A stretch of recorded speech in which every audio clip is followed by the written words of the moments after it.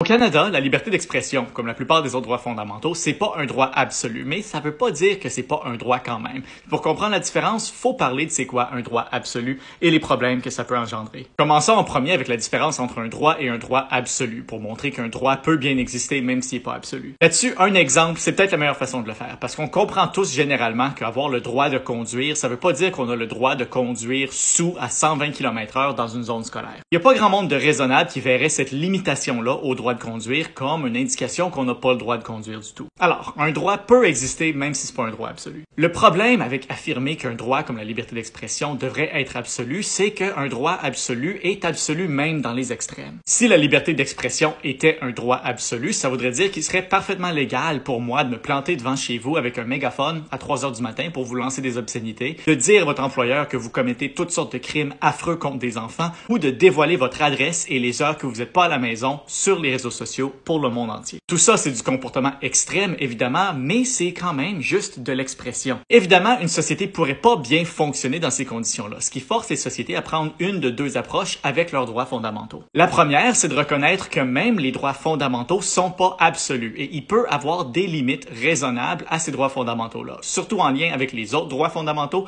et les besoins d'une société libre et démocratique. Ça, c'est l'approche au Canada. La deuxième, qu'on voit dans les sociétés qui veulent généralement affirmer que les droits fondamentaux sont absolus, c'est de renégocier qu'est-ce qu'on entend par l'exercice des droits, particulièrement par les mots utilisés. Par exemple, selon certaines théories juridiques, aux États-Unis, la liberté d'expression est un droit absolu. Mais avec le temps, les lois et les tribunaux sont venus redéfinir pour restreindre qu'est-ce que l'expression veut dire. Qui fait en sorte que certaines formes d'expression, comme faire des menaces ou de l'harcèlement, sont définies comme étant plus de l'expression, mais des actions distinctes. C'est une approche qui peut aussi fonctionner, mais il faut reconnaître qu'on est en train de renégocier c'était quoi l'intention d'un droit initial qui était supposé être un droit absolu. Et on se cache derrière des distinctions sémantiques pour camoufler le fait qu'on a restreint un droit absolu, ce qui revient au même à imposer des limites au droit. Alors c'est peut-être mieux juste le faire ouvertement, reconnaître que les droits sont pas absolus et avoir une discussion honnête sur où se trouvent les limites dans les droits.